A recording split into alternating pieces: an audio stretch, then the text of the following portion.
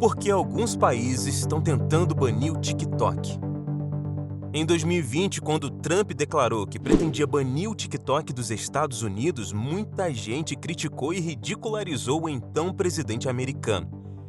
Mas naquele mesmo ano, a Alemanha proibiu o uso do TikTok nos celulares oficiais e desde então, Índia, Afeganistão, Bélgica, Canadá, Dinamarca, França e Austrália fizeram a mesma coisa e a gente começou a se perguntar: será que eles sabem de alguma coisa que a gente não sabe? Se você quer entender toda a polêmica envolvendo o TikTok, porque muita gente considera o aplicativo perigoso, fica com a gente até o final desse vídeo que você vai saber como um aplicativo para compartilhar dancinhas se tornou uma ameaça à soberania do país mais poderoso do mundo.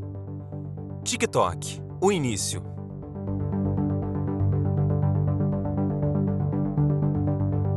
Num momento onde todos os aplicativos para redes sociais apenas tentavam copiar o formato consagrado do Instagram e Facebook, a ByteDance colocou no mercado algo muito diferente: uma plataforma focada em vídeos curtos. Esse formato, que no início parecia estranho, foi caindo no gosto do público e tomou conta da internet. Com mais de 3 bilhões de downloads em todo o mundo, o sucesso de TikTok não veio por acaso. Ele é uma mistura das melhores partes de outros aplicativos. Um dos aplicativos que inspirou a criação do TikTok é o Toutiao, que talvez você não conheça, porque ele é focado para o público da China. O Toutiao é um aplicativo de notícias que faz muito sucesso na China por conta de um poderoso algoritmo capaz de analisar as escolhas dos usuários. Toda vez que o usuário clica ou assiste um vídeo, esse algoritmo guarda essa informação para entender do que esse usuário gosta e, a partir disso, o algoritmo cria um feed com notícias sobre esses assuntos em tempo real. Mas Zhang Yiming, o fundador da ByteDance, queria mais. Ele acreditava que esse algoritmo faria mais sucesso se fosse usado com vídeos curtos, ao invés de notícias, e ele decidiu criar um aplicativo desse tipo.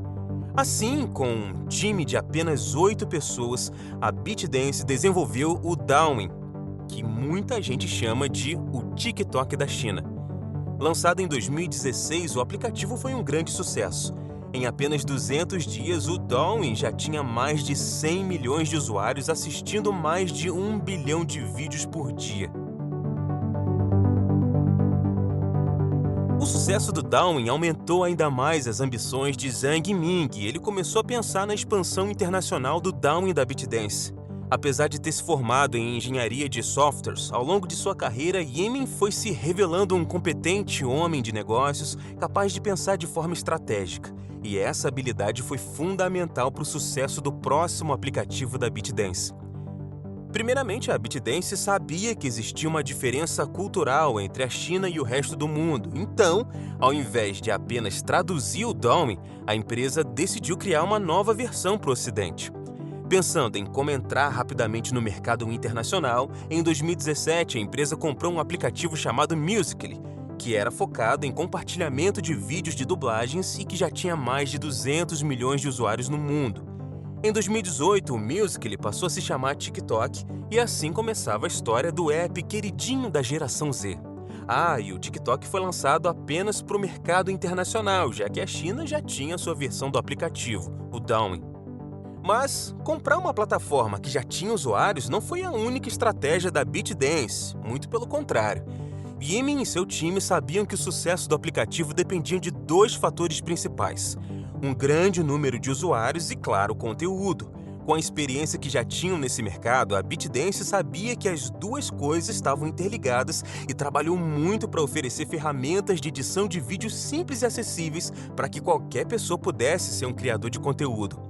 O algoritmo também facilitou o crescimento dos criadores iniciantes e, com isso, muita gente que estava tentando sucesso no Instagram sem resultados migrou para o TikTok. E por falar em Instagram, a ByteDance estudou a plataforma até conseguir enxergar as armadilhas que limitavam seu crescimento. O Instagram tinha se tornado um ambiente virtual pretensioso e, por isso, seus usuários pensavam muito antes de postar uma foto, de compartilhar algum conteúdo. Para evitar esse tipo de problema, o TikTok tomou o caminho contrário. Desde o início, a plataforma estimulava os usuários a rirem de si mesmos, postando as famosas dancinhas. A plataforma também promovia desafios, como o do gelo ou do balde. Os desafios geravam e continuam gerando muito conteúdo. Mas a estratégia mais ousada da ByteDance foi colocar anúncios nas plataformas concorrentes. Isso mesmo. O TikTok tinha anúncios dentro do Instagram e do YouTube. Apesar de estranho e talvez até antiético, a empresa estava gastando milhões de dólares nesses anúncios e a Meta e o YouTube não queriam perder esse dinheiro, né? Parece que ninguém levava o TikTok muito a sério. Só isso explica uma empresa deixar um concorrente anunciar para o seu público. Seria como se um supermercado deixasse o concorrente anunciar seus preços dentro de seus corredores. Com tudo isso, o TikTok se tornou um fenômeno mundial, o aplicativo do momento, principalmente entre os jovens. E agora você deve estar se perguntando o que isso tem a ver com a plataforma ser banida dos Estados Unidos ou outros países. Que tipo de perigo o TikTok oferece? Para entender essa desconfiança, você precisa entender como as coisas funcionam na China. O governo chinês é bastante autoritário e as empresas operando no país são obrigadas a fornecerem para o governo qualquer informação solicitada.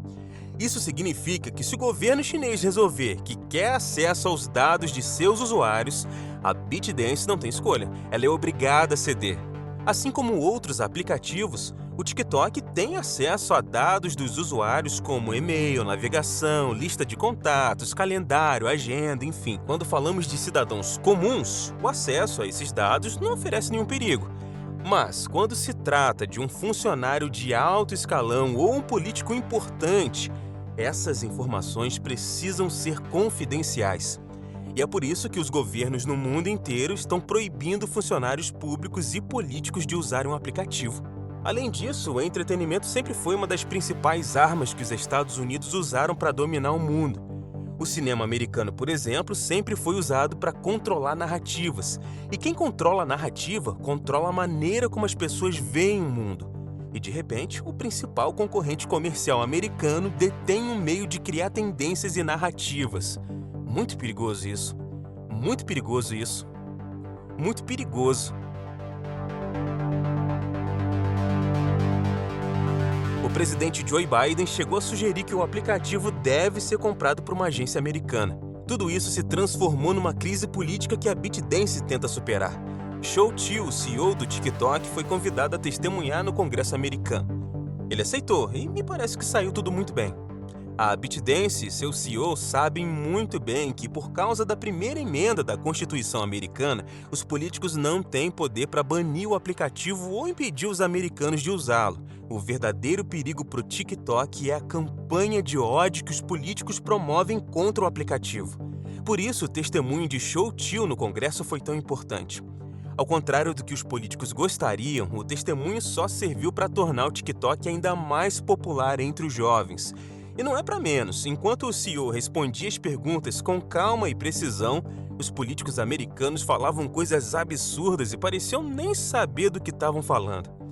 Aparentemente, toda a campanha dos políticos americanos contra o aplicativo tem sido em vão. O TikTok tem 150 milhões de usuários nos Estados Unidos e mesmo que funcionários do governo não possam usá-lo, os jovens americanos amam o aplicativo e, por isso, essa guerra ainda está longe de terminar. E você, conta pra mim se você é um usuário de TikTok. Você gosta das dancinhas? Você gosta de postar vídeo no seu perfil? Então conta aqui nos comentários. Não se esqueça, é claro, de se inscrever no canal, curtir o vídeo e compartilhar para aquele seu amigo que se amarra no TikTok. Abraço e até o próximo vídeo. Valeu!